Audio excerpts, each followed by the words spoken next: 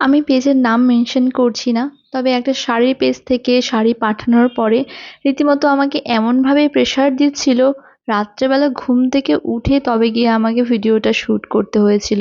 আর এই প্রত্যেক দিন রাত জেগে জেগে শ্যুট করে হেয়ার স্টাইল করে আমার চুলের তো ভীষণই খারাপ অবস্থা। শ্যুটগুলো শেষ করার পরে না আর তেমন এনার্জি থাকে না যে আবার আলাদা করে হেয়ার কেয়ার করব। তবে চুলের যা অবস্থা দেখছি এবার থেকে মনে হচ্ছে প্রতিনিয়ত এটাকে একটু কেয়ার নিতেই হবে। আজকে শ্যুট শেষ করার পরে ভাবছি যে একটু চুলটাকে কেয়ার করব। প্রতিদিনই শ্যুট থাকার কারণে চুলে না তেমন ভাবে তেলই দেওয়া হচ্ছে না। আজকে ভেবেই নিয়েছি চুলে একটু অয়েল ম্যাসাজ নেব। তখন প্রায় রাত 2টো বাজে, বাড়ির তো সবাই ঘুমিয়ে পড়েছে। ভেবেছিলাম মাকে দিয়ে অয়েল ম্যাসাজটা করাবো, কিন্তু অত রাত হয়ে যায় মাকেও আর ওঠায়নি, নিজে নিজে যতটুকু পেরেছি তাই করে নিয়েছিলাম। প্রত্যেকেরই তো চুলের ধরন আলাদা হয়। আমার না প্রতি বছরই বর্ষা আসলে একটু হেয়ার ফলটা বেড়ে যায়। প্রায় 2 বছর মতো হলো আমি নিউডের এই ক্যারট সিড অয়েলটা ইউজ করছি। এটা হেয়ার ফলের জন্য না ভীষণ এফেক্টিভ। এটা আমার হেয়ার ফল তো কন্ট্রোল করেই, তার সাথে আমার চুলের গোড়াগুলোকেও কিন্তু অনেক মজবুত করে। একা একা যতখানি পেরেছি চুলটাকে বিনি করে করে একদম অয়েলটাকে প্রপার মাসাজ করার চেষ্টা করেছি।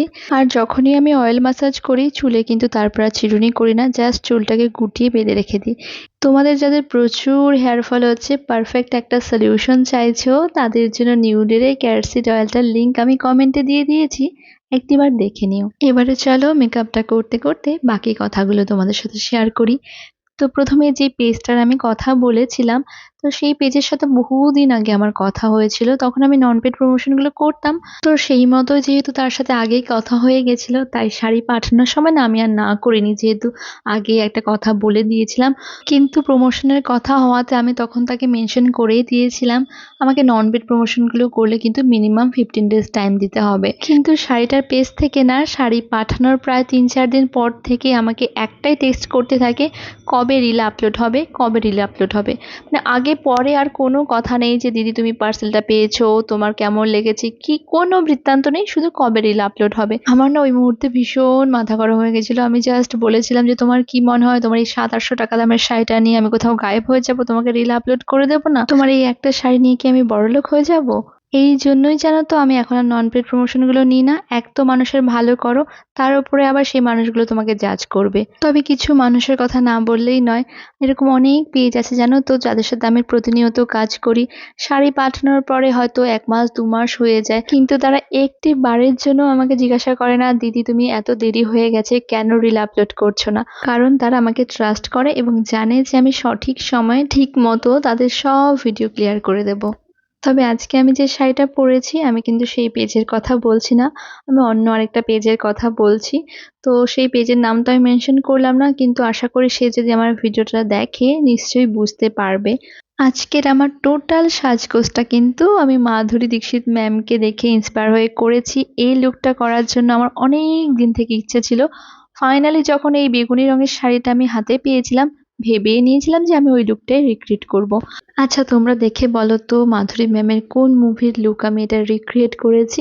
অবশ্যই কিন্তু কমেন্ট করে জানিও। পুরো সাজগোজটা ওনার মতো হলেও আমি কিন্তু নিজের বাঙালিয়ানাকে একটু বজায় রাখার চেষ্টা করেছি। জানি না কতখানি পেরেছি, তবে চেষ্টা করেছি। আর আজকের খোপাটাও করেছিলাম একেবারেই সহজ সরল ভাবে। তবে ফ্রন্টের দিকটা না মাধুরী ম্যামের মতোই করতে চেয়েছিলাম, কিন্তু সেটা করে দেখলাম আমাকে খুব একটা ভালো লাগছে না, তাই আমার মতোই কোনোরকম একটা করে দিয়েছিলাম। এবং খোপাটাও করেছিলাম খুব সহজ সরল ভাবে, একদম নর্মাল একটা পনি করেছিলাম। এরপরে পনির চুলটাকে দেখো 2টো ভাগ করে এই 2টো ভাগকে আবার ভালোভাবে একটা টুইস্ট করে নিয়েছি এবং তারপরে খোপার মতো করে শেপ দিয়ে বেশ কয়েকটা ইউপিন দিয়ে ভালো করে সিকিউর করে দিয়েছি। খুবই সহজ সরল, তবে যাদের একটু লম্বা চুল আছে সেক্ষেত্রে দেখতে বেশি ভালো লাগবে। আর আজকে ফুলও ছিল না, তাই খোপায় কি দেবো বুঝতেই পারছিলাম না।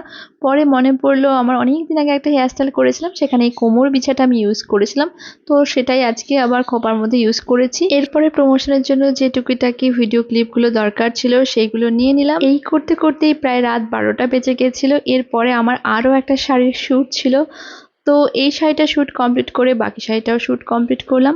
আজকের লুকটা কেমন লাগলো এবং সব কিছু মিলিয়ে ভিডিওটা কেমন ছিল অবশ্যই জানিও। আর কি কি মেকআপ প্রোডাক্ট ইউজ করেছিলাম সেগুলো জানতে হলে আমাকে কমেন্ট করো, আমি বলে দেবো।